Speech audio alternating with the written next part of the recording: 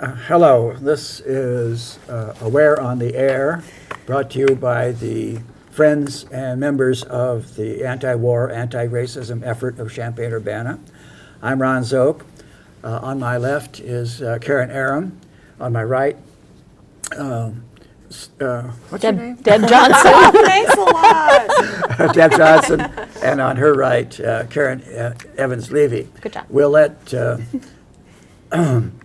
Karen Aram start off tonight. This is being recorded on Tuesday, May 27th, I believe. And we'll go immediately to Karen Aram with something about, what are you going to start with? Well, something about something. It's hard to say. I'm going to read an article by Pepe Escobar. It's entitled "Who's Pivoting Where in Eurasia?" Oh, yes. And it was in the Tom Dispatch. Yes. And this actually goes back to May 18th. I was supposed to read from it last week, and I was sick, so I didn't get here. You want me to start now? Yes, okay. please do. Okay. He starts out, "Consider this, our advanced robotic creatures, those drone aircraft grimly named Predators and Reapers. They're still blowing away human beings from Yemen to Pakistan. Meanwhile, the Pentagon is now testing out a 14,000-pound drone advanced enough to take off and land on its own on the deck of an aircraft carrier. No human pilot involved. As it happens, it's only a demonstrator, and at a cost of $1.4 billion, can't do much else. While we're talking about the skies, who could forget that the U.S. military is committed to buying 2,400 F-35 Joint Strike Fighters, already dubbed, amid cost overruns of every sort, the most expensive weapons system in history.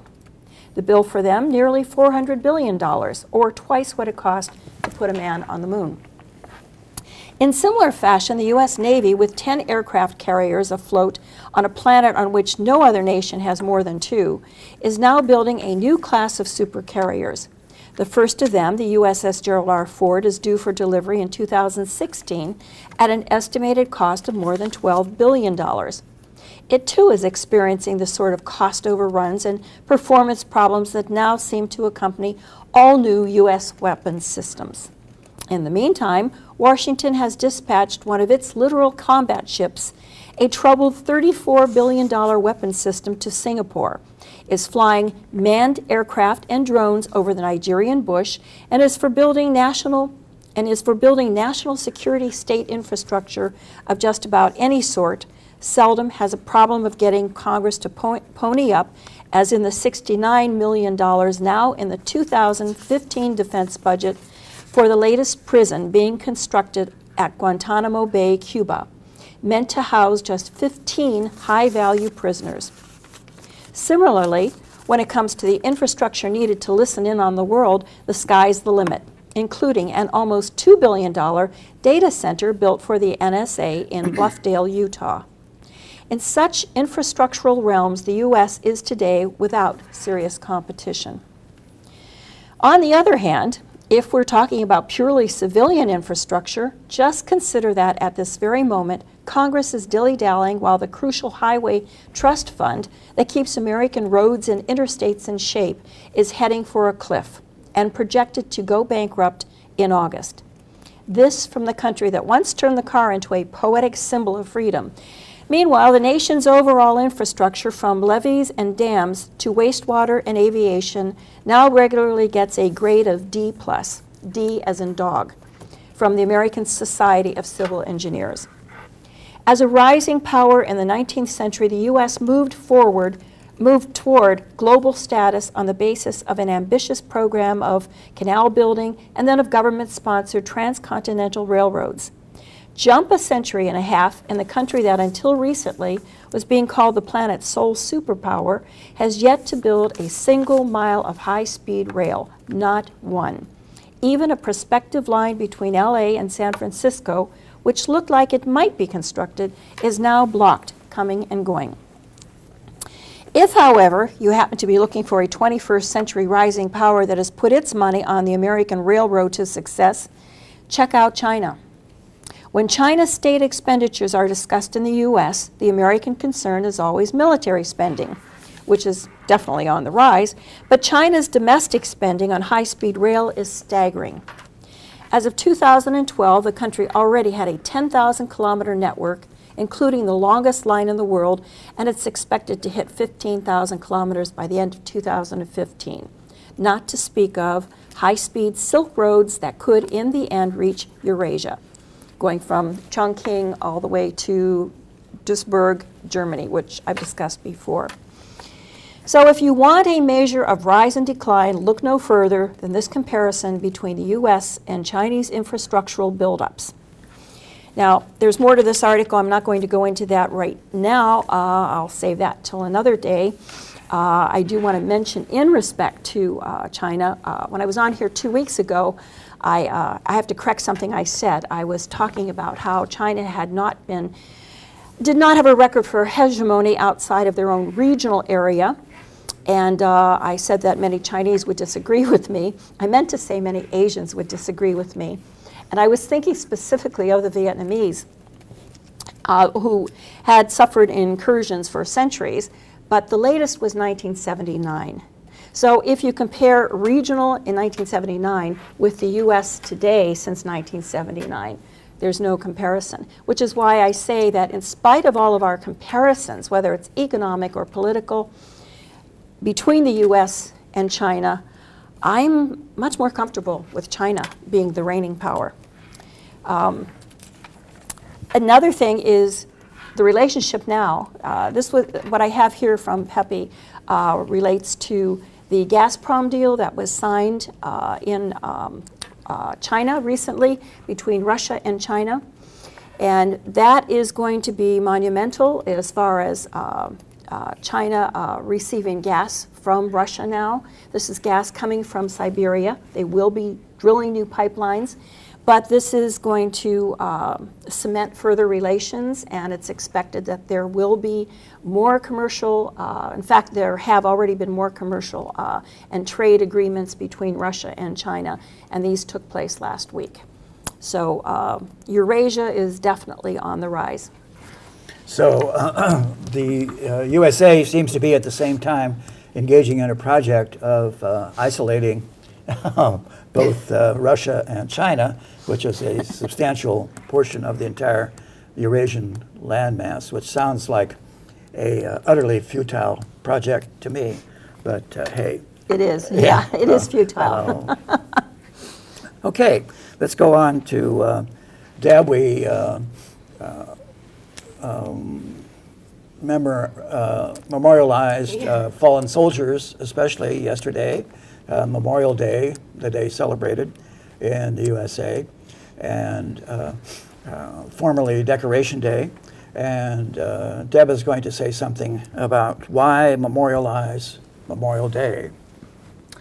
Well, before I get into that, I just want to make mention, in 1907, Rachel Carson's birthday, who warned of environmental dangers of DDT. Her book, Silent Spring, in 1962, revolutionized attitude towards pesticides. So I think that's worth mentioning. Also, in 1958, on this day, Ernest Green was the first African American to graduate from Little Rock Central High School in Arkansas. Another little bit that I think is worth mentioning. But usually around Memorial Day, now that I'm pretty much awake as to what's happening in the world, it gets to be a little depressing. Online, you see people talking about support the troops and thanking the troops and all of this, which I guess is commendable. But in my heart, I sometimes wonder why these troops aren't educated on foreign policy and perhaps learn a little bit more about the intentions of the governments that they serve. So on that note, I'm going to jump to an article I found in the Black Agenda Report called Questioning the Bring Back Our Girls campaign.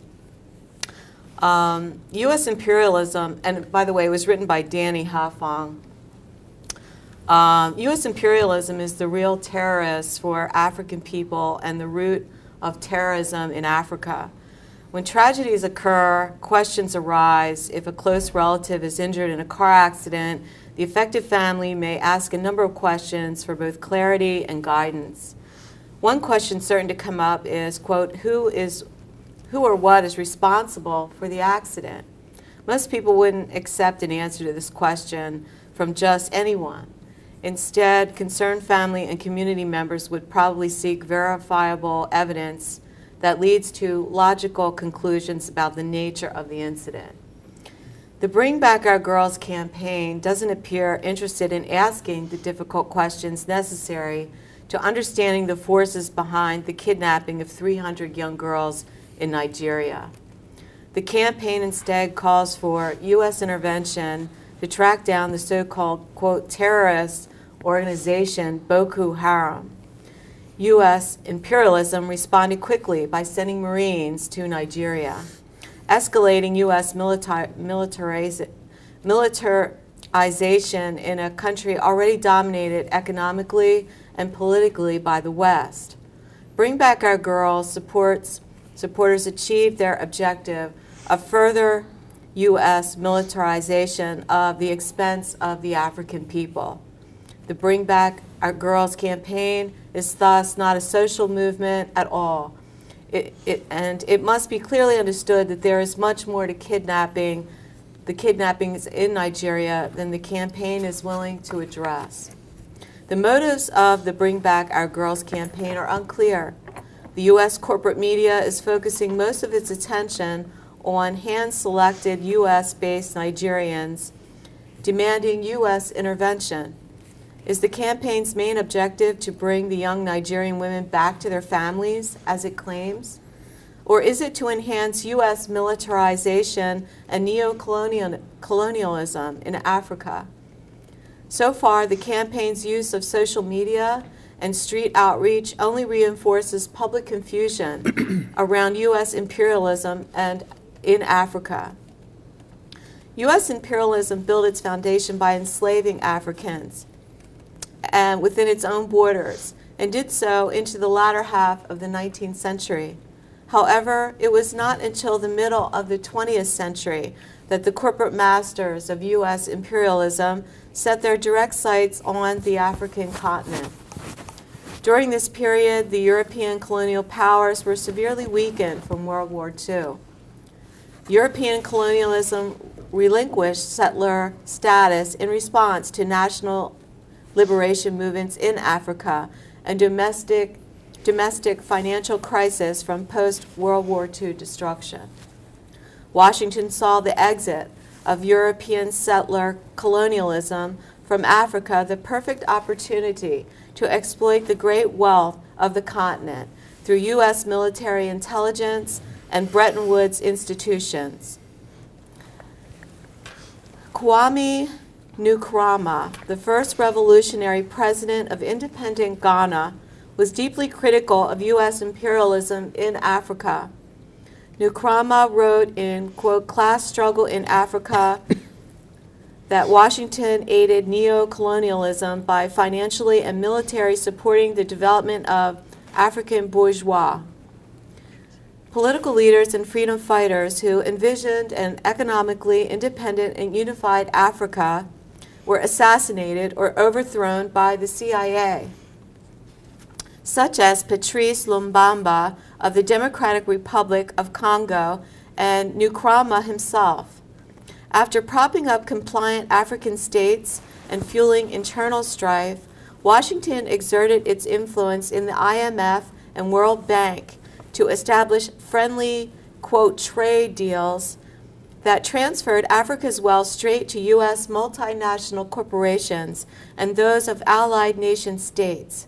In such favorable conditions, U.S. capitalism profited from the neo-colonial exploitation of Africa into the 21st century. Today, U.S. economic hegemony is increasingly being challenged both in the region and the world by socialist China. U.S. imperialism's response is to further entangle Africa into its war machine. The U.S. African Command, AFRICOM, currently has relations with all but 2 African countries. In every corner of Africa, AFRICOM has vastly increased its footprint through drone surveillance, weapons distribution, and the training of African security forces in friendly states. AFRICOM's purported mission is to protect U.S., quote, national security interests, a euphemism for the protection of plundered resources. This agency does this by aiming and training African armies to serve the interests of U.S. imperialism. The Shell Corporation is responsible for the mass impoverishment of Nigerian farmers and workers. U.S. imperialism has been conducting military operations in Nigeria since at least 1999. AFRICOM, officially established in 2007, became involved in the training and deployment of security forces in the Niger Delta. It is in this resource-rich region where Shell Corporation exports much of Nigeria's vast oil reserves to the West. The Shell Corporation is responsible for the mass impoverishment of Nigerian farmers and workers.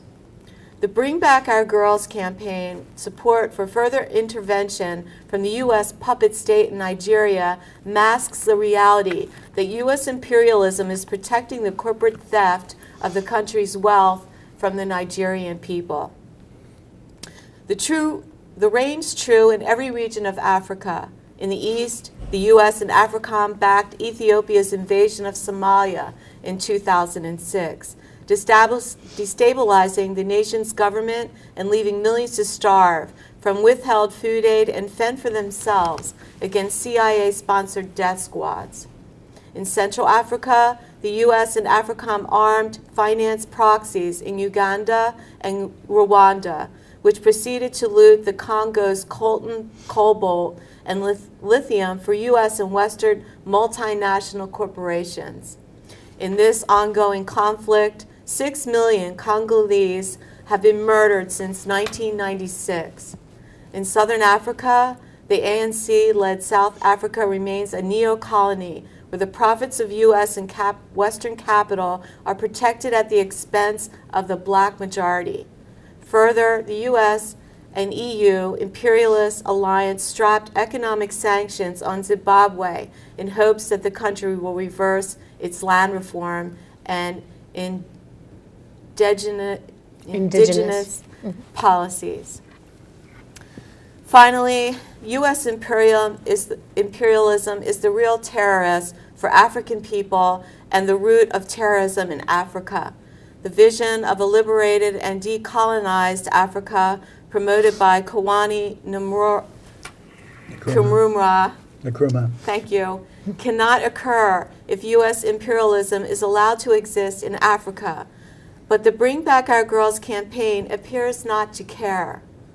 The rhetoric emanating from the mainstream corporate campaign reinforces U.S. imperialism in Africa, which essentially is a continuation of hundreds of years of Western colonization, white power, and neocolonialism on the continent.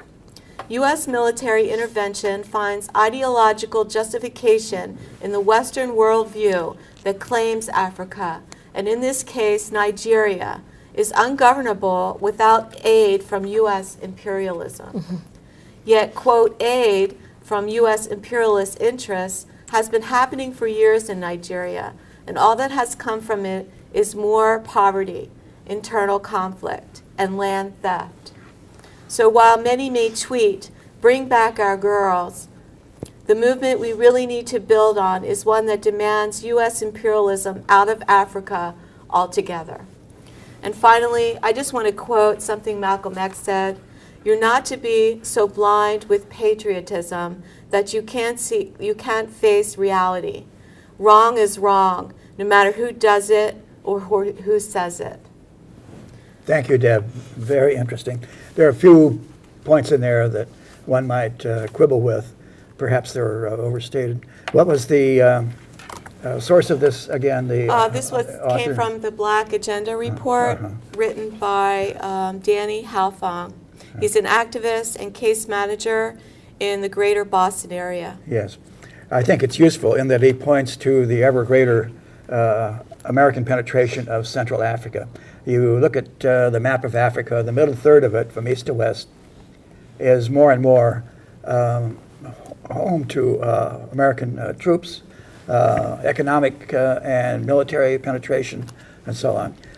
One problem is that China also has its eye on this area of sub-Saharan Africa, and eventually there will be a clash, and starting with more of the proxy wars that have become more and more prominent.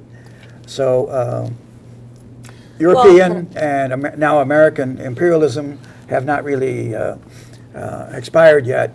We're hearing more and more now about World War I, which started just 100 years ago.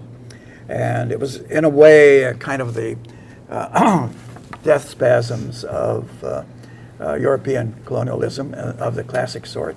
But now it's done a little more in a sophisticated way, I suppose, what you call neocolonialism, which involves military aid and economic penetration, and of course immense amounts of propaganda. So that's what's happening in the middle third of the African continent, and I think it's very ominous for people who really seek peace and freedom for the people of Africa. Ron? Yes. Okay, is there any evidence that the Chinese, we know that the Chinese have been there and they're after the resources. I've always pointed out that they go in with a pen while we go in with the gun. Is there any evidence that they have any military presence Not throughout that I'm aware of, Africa? no. Okay, yeah, that's my point. The only thing I would differ on in this article would be his reference to China as being socialist. I think Yeah. most Chinese would disagree with that Yeah. because they complain that we have to pay for our children's education, we have to pay for health care, we have to pay, so whatever happens to our Individuals, yeah. socialism, yeah. Right. They're very much a free market economy now. Yeah, I noticed that also, and Yeah. I would, I think, hesitate to call He's probably, China socialist at this point. yeah, they're Well, not finally, anymore. I just want to say before, most Americans, consider themselves patriotic, and Memorial Day is a big deal, But what brought this on for me was most people do not realize the extent of what our government is doing, Right. and so this came from the heart, really, for myself, because. Memorial Day for me is just, it puts me in a very weird mood. Yeah. It's hard to just get into that whole mode of Right. just support the troops and be patriotic and be a good American, and it just doesn't sit well with me all the time. Yeah. I have 3 points to make really quickly. One is we do want the girls to come back to their families. Second of all, but this is why there's conflict there, is the United States is at fault. Number two, World War I, not just World War I is a lot of the cause of the underlying cause of this, but how it was resolved by the powers that were at that point. Like what happens after a war, or how you clean up after a war, has caused a lot of the future wars that World War II and on the current situations. And the third thing that I wanted to mention is just a definition of hegemony, because we bring it up a lot, so I just thought I'd read it real quickly. Hegemony is an indirect form of government and an imperial dominance in which the hegemon, the leader state, rules geopolitically subordinate states by the implied means of power, the threat of force, rather than by direct military force. So the United States, the United Kingdom, China, whoever will actually lead a government, lead from afar, but through hegemony, by implied pressures, and not necessarily by military force, but by putting pressure locally. So that's how we rule other countries. Yes. It's the new technique of doing that, and it's not as crass Right. or as obvious as the 19th century pattern of draining them of their natural resources and then trying to ship manufactured goods back to them and Right. maintaining dominance in that way. But so the classic colonial pattern is no longer as obvious, but there are still elements of dominance, or what we call hegemony, there all around the world, and it's far from being extinguished in our own time. Did you have something else to add, Karen? No, those are the 3 points. Okay. Pronounce that for me, because I always stumble over the Well, word. some say hegemony, some say Hegemony. hegemony. That is the proper way. That to sounds say. proper to me. I Yeah. always say Hegemony. I always So- get Hard lost to in it. remember I that. typically put the accent on the wrong syllable, but No, it sounds, that sounds good, yeah. I do too. okay. Now we'll go around again. Any comments on what Karen Aram said before she has to leave? Oh, do you have to leave? I'm not going to leave early. I'm feeling okay now. Okay. I wasn't sure if I would be. I'm ready to do my International Freedom Day for. Are we ready for that? Can I do my piece now? Sure, Or- please do. Cool, Yeah. awesome. I asked for permission. International Freedom Day for Gaza 2014. Okay, many people criticize Palestinians for violent acts against Israel, their violent oppressor. Those same people seem completely unaware of all the peaceful demonstrations for Palestinian human rights. Palestinians are often joined by human rights activists around the world, and I will note that many Israelis stand side by side with the Palestinians in these peaceful demonstrations. To point out how little media coverage occurs here in the United States, I will share the following story. Human rights activists have called for an International Freedom Day on May 31st, 2014, to mark the 4th anniversary of the attack on the Mavi Marmara. The Mavi Marmara was one of the ships carrying humanitarian aid to Gaza as part of a flotilla of ships, all carrying needed humanitarian aid to Gaza, also with the intent to peacefully confront Israel's blockade of Gaza. The people on the ships included peace activists and journalists from 37 countries around the world, including a good friend of mine. The Israeli military boarding of the ship started at 2 a.m. on May 31st, 2010, and was completed by 8 a.m., 6 hours on the ship. Reports from journalists on that ship said that the Israeli military opened fire with live rounds before boarding the ship. The United Nations investigation into the incident concluded that these reports were accurate and that the ship was attacked before it was boarded. The attack was made by the Israeli military in international waters. The attack killed 9 human rights activists. The 10th actually died this week after 4 years in a coma. International Freedom Day for Gaza, May 31st, will draw attention to the continuing siege on Gaza. Events will take place in Gaza, Turkey, and around the world. But the U.S. media will not cover it, I bet. Israel claimed that it relatively eased the blockade for non-military goods in June of 2010 in direct response to the international outcry about the attack on the flotilla. The Israeli NGO Gisha Legal Center for Freedom of Movement asserted in a July 2010 report that Israel continues to prevent normal functioning of the Gazan economy. And that, just to point that out, it's an Israeli NGO that reports this, that the Gazan economy is suffering quite a bit from this blockade that still continues.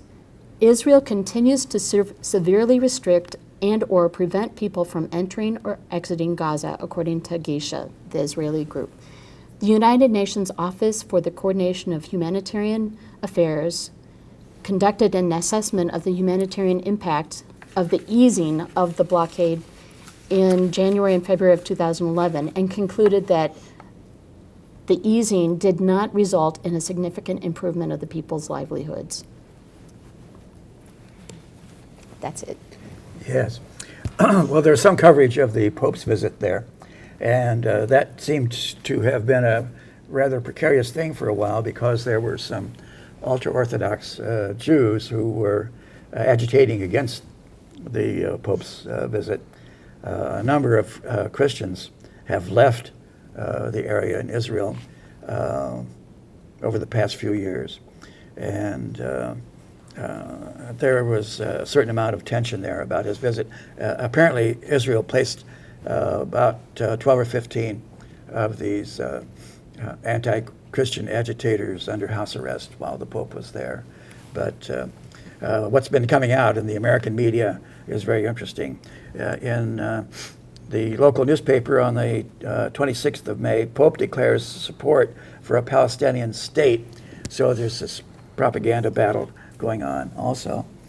Pope Francis delivered a powerful boost of support to the Palestinians during a Holy Land pilgrimage Sunday, repeatedly backing their statehood aspirations, praying solemnly at Israel's controversial separation barrier, and calling the stalemate and peace efforts unacceptable. So the struggle goes on for the people in Gaza to live a relatively normal life and to carry on normal economic activities. But here's some kind of symbolic support, apparently, for their aspirations in that respect. Okay, going back, I'm sorry, did anyone have anything else to say about Karen's presentation? Well, I could say something about Thailand. If you would, yes. Yeah. I mean, as we know, there was a judicial coup back a few weeks ago, and then I think it was on May 20th. No, it was actually about a week ago. Thursday, a week ago, the military declared martial law, and they've rounded up. They've called in, I should say. They called to the barracks, military barracks, all journalists and scholars to be interviewed. And they've cut out television stations, radio. They've blacked it out. Though I'm on internet constantly with people. There were threats of closing down the internet, but I don't think it took place, maybe in portions of the nation. And this did take place, unlike a lot of the coups they've had. They've had like 18 coups since 1932. I've lived through 8 of them. Most of them took place in Bangkok. This one is all over the nation. And what I find most interesting and what I want to mention here, because I do believe the U.S. does have a hand in a lot of this, and that's why I think what happens in Thailand is important to us, is that the U.S., they came out and they said it was concerned about the political crisis in Thailand and urged all sides to respect democratic principles and freedom of speech. We expect the Army to honor its commitment to make this a temporary action to prevent violence and to not undermine democratic institutions, said Jen Psaki, our U.S. State Department spokeswoman. They already declared martial law. They've already had a coup. I mean, isn't this a bit of underspeak? And in any event, according to Democracy Now! This morning, they have, the U.S. now has said, we will not give them the $3 million worth of aid, but that's like a third of the aid that we usually give them, if not more. So some ties that supported the coup are complaining that why us when you didn't cut out aid for the Egyptian coup, and we could go on and on. Yeah. But it's only a drop in the bucket compared to what we actually have been giving them. Yeah, well, it's a standard pattern of invoking legality and moral principles and so on when it seems to suit one's own side, but brushing them aside as unrealistic when they seem to be an inhibiting factor. So that goes on all the time. With respect to American propaganda about Ukraine, for example, piously invoking principles of legality when it suits us, and brushing them aside when that suits us more. But anyway, that's a very old game. And by us, you mean corporate interests in Yes. Oh, yes, right. Right. Yes. That's what it's all about. Yeah, I especially invite Karen to comment on the situation in Southeast Asia. You lived there for how many years? 22 in Thailand, but 30. How long ago did you leave there? I actually left Thailand permanently in 1999, and then I returned to Asia in 2000, end of 2000. I lived in Hong Kong for 7 months. I lived in Manila for 2 years, 2 years in Shanghai, almost 2 years in Shanghai. But I visited Thailand over the years. The last time I visited was 2006, right before that coup that took place. But I've been in contact with people since.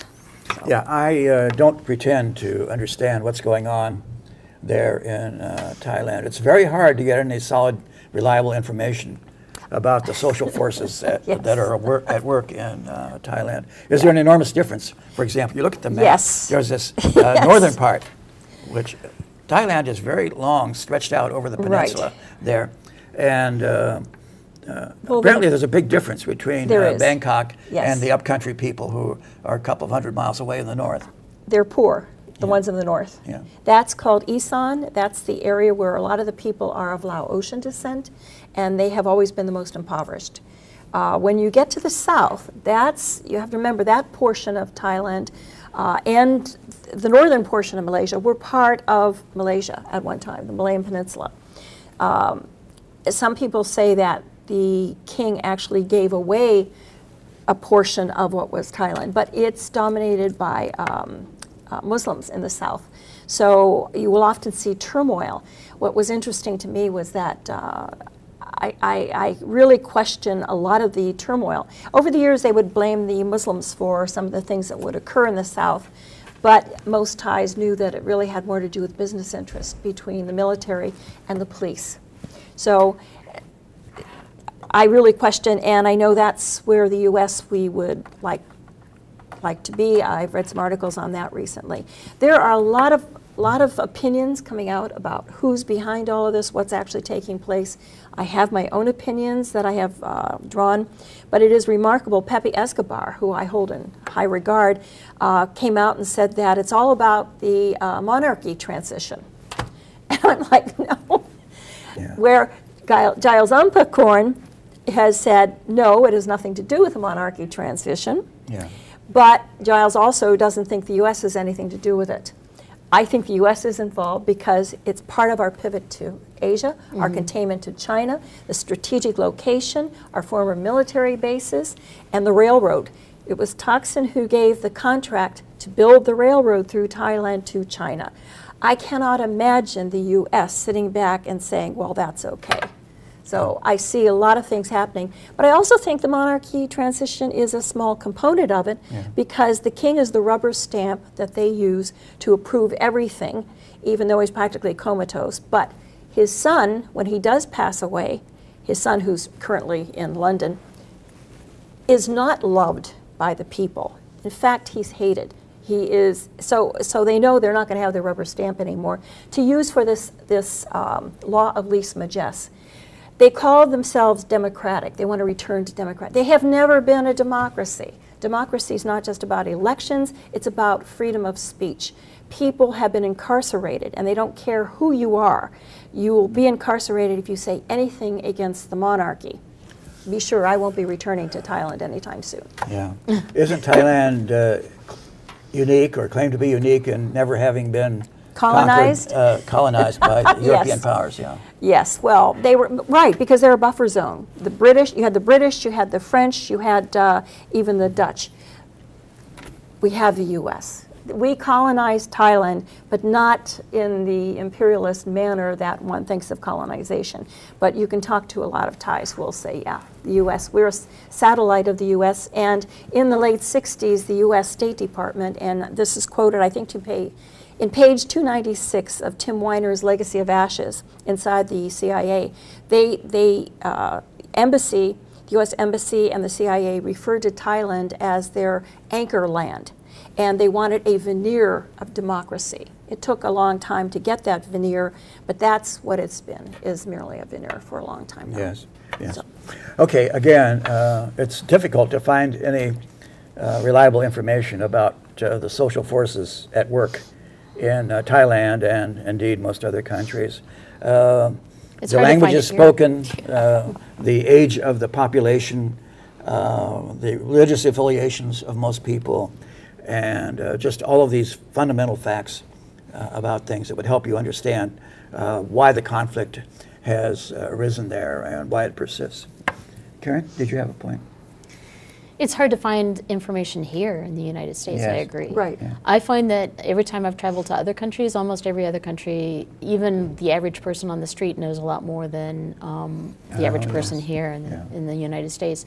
And I think that we're completely isolated or hiding the average person here hides their head in the sand or something. And there's no reason for that. We are separate, Yeah. continentally, but Yeah, does that mean that we need to be separate any Well, other way? Yeah, I- some have I don't complained about follow. that, and I may have more to say about it some other time. A nation of ostriches, or Yeah. or sheep, or lemmings, or Well, it's something. funny, I have an article, I'm not going to get into it today, but it actually talks about that. Let me see if I can find it. 8 reasons why Americans don't fight back, how the U.S. crushed youth resistance. And I'll save it for another time, but it's very interesting, the points that are made. Americans really don't put much effort into knowing what's happening politically here, let alone around the world. And there is good reasoning behind it. Yeah. Well, some are saying there's a causal factor there in putting so many people in debt. Yes. And Yeah. that Yes. tends Yeah. that Student debt tends to is, suppress yes. dissent and activism. Well, you and know so what? on. That's the first mean, thing, one of the 8 reasons, student loan debt Yes. Yep. is number 1 on the Yeah. list. Yes. Well, the other thing is that if you have to constantly work just to get by, 3 jobs Right. or 2 Right. part-time Right. jobs or 3 part-time jobs, and then you have no time to keep up on things. And couple that with the fact that you probably have cable television in your house, right? For And so you're not really entertainment. getting any substantial information, So, yeah, I mean, I think the whole purpose of propaganda is to keep people away from the truth, and America's very good at that. Yeah. Well, it's been obvious to me that there's an intense propaganda war going on now, especially with respect to Ukraine. And you're getting Yes. competing stories about the social military forces at work there. And some of it's fascinating, but I'll maybe come back to that. I wanted to go back to what Karen Aram said. Looking at this article in the local daily on May 23rd, defense bill approved in defiance of Pentagon. Again and again, the Pentagon will lay out their proposed budget, and they will be under pressure from the Secretary of Defense and the White House and certain members of Congress to decrease spending and to cut it by 10% due to the sequester or whatever it is. We're going to stop driving the USA into further debt. But what happens then is this doesn't play in Congress. We are so addicted to military spending that we can't pass any of these reduced budgets, it seems. The White House again said it would veto the measure the military claims will hurt readiness. So that's a little convoluted, but the House defied the Pentagon on Thursday, overwhelmingly backing a $601 billion defense authorization bill that saves the Cold War era U-2 spy plane, military bases, and Navy cruisers, despite warnings that it will undercut military readiness.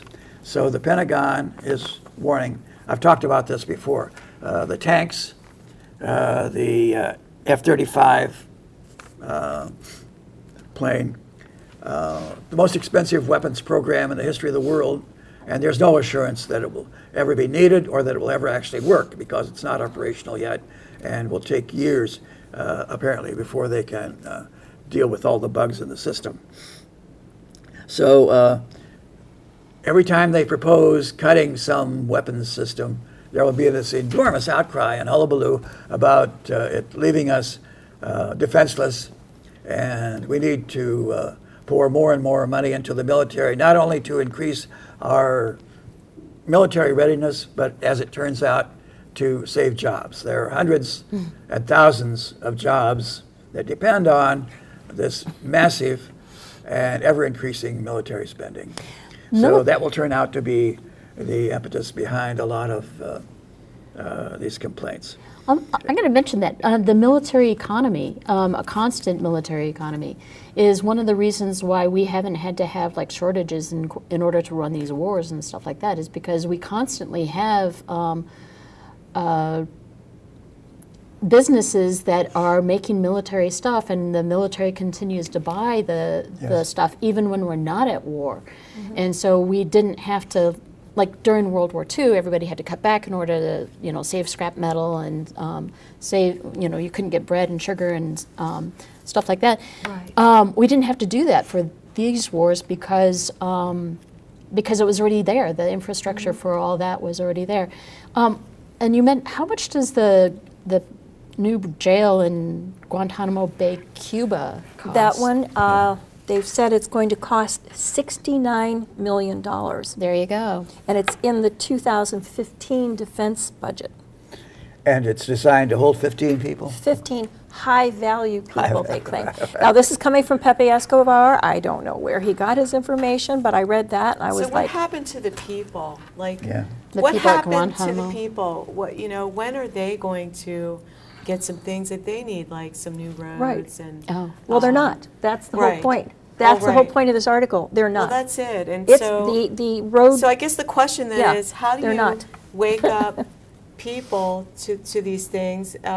Because, I mean, what are we going to do? We're just going to sit here and wait for the tanks to show up Yeah. on our street and to tell us when we can go places? Yeah. And because Yeah. isn't that, honestly, I mean, we chuckle, but isn't that where we're headed with all of this? And we're going to pay for it. I mean, Yeah. our money And pays we're for it. for it. Yeah. We're Well, paying I the mean, we're right to be paying for our own incarcerated. demise. Yes. It will take some enormous shock to do it, Yeah. and even that might do it, because someone will always twist it into the opposite meaning of whatever is going Right. Well, on. this is why, you know, every good war or, you know, any good, worthy conflict has pilots, because then you can do airdrops of information. I know that's kind of old school now, that we still have do it. computers and everything, but, you know, there's a foolproof way of getting information to the masses,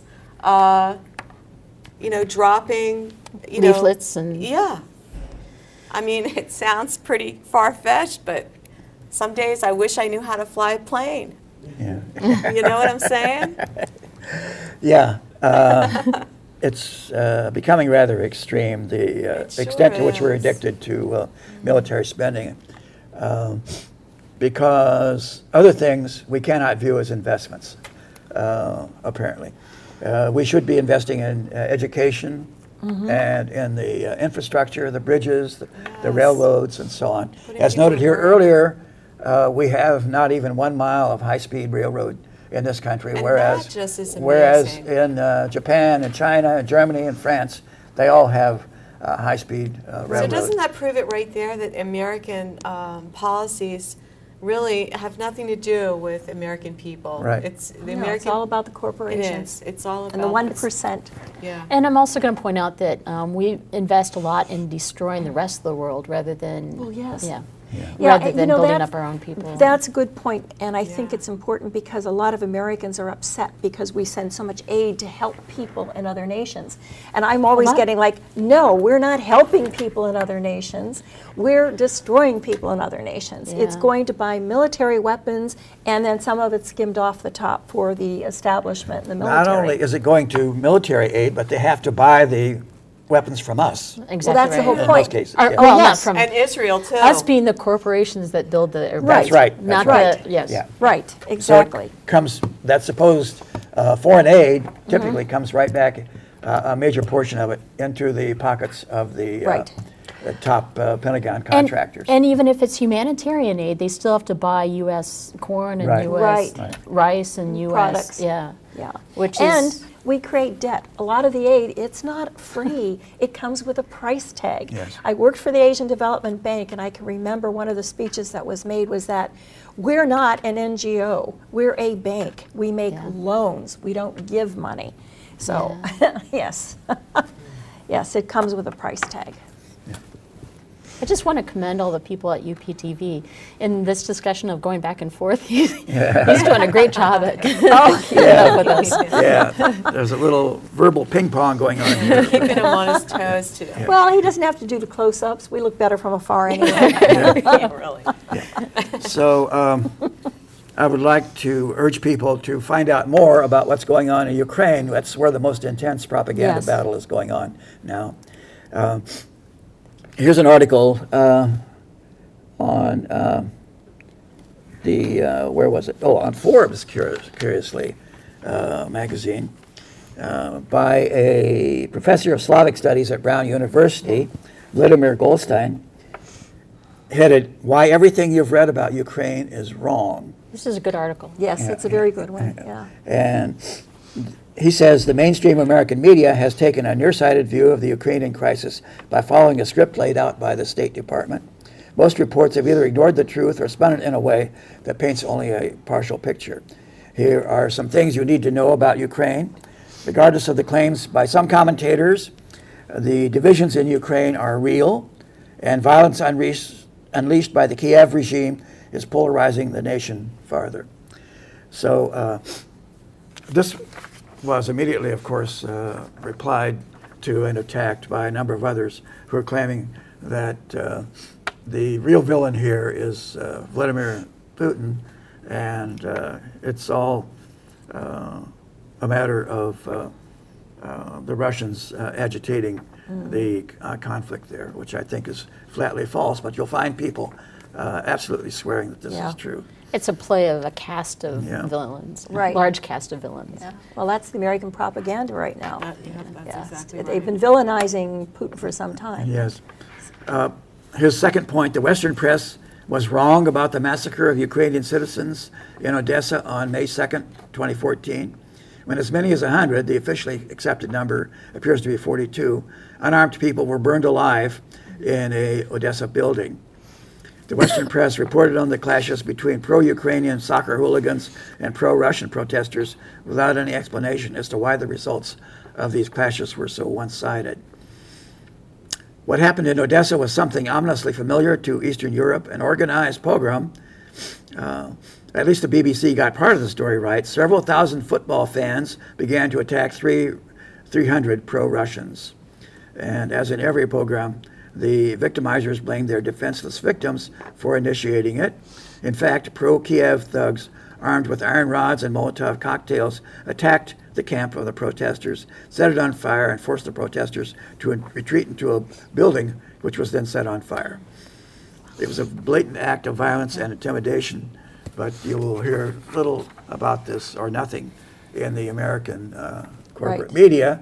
And of course, if you go online and look at certain sources, you'll find out more, or at least get a contrasting perspective on a lot of these things. On RT, Russian television, and on Al Jazeera English, where you can find out some things that call into question a lot of the things that are just accepted as absolutely indisputable truth by the mainstream American media. Questions? Thank comments? you for mentioning those places to go, because I think that's important for our viewership to realize that, you know, if you really are searching for truth, you're not going to get it on your local 6 o'clock news. You're going to have to search online. The Guardian is a good place to look. Common Dreams. Common Dreams is yes. very good. I question Raw Story. I don't know about you guys, but sometimes Raw Story, it seems to me they sort of perpetuate too much racist information. I have to stay away from them, but there are really many places online to look for news, and you should definitely search for it. And you can find English translations for a lot of things. Like, does Russian Times have a Yes. English Yes. translation? Yeah. Yeah. And French newspapers, and although not, only a few of them are good. Yeah. Yes. I should mention, my wife points out that one of her friends in Moscow sees this program on YouTube. And so we have an international audience I know, it's of so at least great. one person. Of our 26 viewers, one of them is in Moscow. That's pretty impressive. Yeah, Is that the number of viewers we have? We have no idea. Well, We've had at least- YouTube, We always used to joke supposedly, that a our- friend of mine I spoke to this morning, and he watches the show, actually. And he said there were And 26. actually, he made a comment. He thought that we should focus on things that perhaps we can change and maybe more local issues. Oh, So the interesting. taser story was Yeah. very interesting. But that was just, but he said he thinks there was like 23 or 24 hits on the YouTube. So There you at go. least, So after we air, then we're also seen on YouTube. yes. Yeah, okay, I'll mention that the county board is still talking about building a new jail, so that's still an issue. Mass incarceration of is still racism. I'll just point that out. And so the Champaign County is still wanting to build a new jail. Several people, especially architects, are wanting to build a new jail. And they're going to promote it by saying that in the jail that they will have like psychiatric care for the mentally ill and other things, when really those need to be provided to the general public and not just people who are incarcerated. And we don't need to incarcerate the mentally ill. It's not, putting people in cages is not appropriate treatment. And that also they're calling the new county jail a village, so that it sounds more kind. I don't know. Right. So Oh, that's wow. that's Talk another about issue. propaganda. Yeah. And really, you need to overlook what the terms are and actually look at what they're really talking about. And it's cages for people, and it's cages for specific kinds of people, and not. The United States still incarcerates a larger proportion of our population than any other country in the world. And so that's one issue that's still going on, is the county jail, and then also the taser issue. And one of the things about the tasers, I'm just going to mention, so the proponents of the tasers being carried by all police officers is that a taser is more humane than pulling a gun on someone. I have two comments on that, or shooting someone, and I have two comments on that. And one is that whipping someone is better than killing them, was a claim made by, or could be, I mean, they could use a whip instead of a taser. And it's not any more humanitarian to do these things, to taser a person or to whip a person. You should not be using a gun on these people or pulling your gun. But my second point is really that when a person has a taser in their hand, when a police officer, who is a person, has a taser in their hand, they're more likely to use it than not use it. And it's not that you're not using your gun, it's that you're not using the, talking someone down, you're not using the techniques that you would use below getting violent. You turn to violence more quickly, and they will taser a lot more people than they would have ever shot there. Yeah, yeah. One thing I'd like to mention is that for local issues, the city council meetings are filmed on UPTV, and you will get a lot of the local issues, some of what you were just talking about. I was hearing about the detox center that they would like to revive as opposed to a new jail. So Yeah, I'd like to I highly recommend, there are a lot of local programs also that are on UPTV all through the week. You do Yeah. the county stuff too, right? The county board meetings? Oh, there you go. Yeah. Okay, we We must do now. wind down now. We have only a couple of minutes left. Any final words, parting shots, swan songs? Nothing Well- is coming to me. You are not Sorry. alone. You out there are not alone. There are a lot of peace activists. Stop the militarization of America. Yeah, yeah. How about Well, that? we're on the brink of destruction, according to Noam Chomsky in his Nuclear War and Environmental Catastrophe with Lorraine Polk. Yeah. And I haven't read this yet, just read the preface this morning, and it Okay, left well, me yeah. chilled. Maybe next week we will have a more positive message for you, and Yes. everyone, Don't bet on it. everyone will be feeling better. But Yeah. with that, we must stop. This is Ron Zook for Aware on the Air, the anti-war, anti-racism effort of Urbana-Champaign. look for us on local cable television every week, and we'll be back with more news, notes, and Comments. hopefully with some more positive thoughts next week.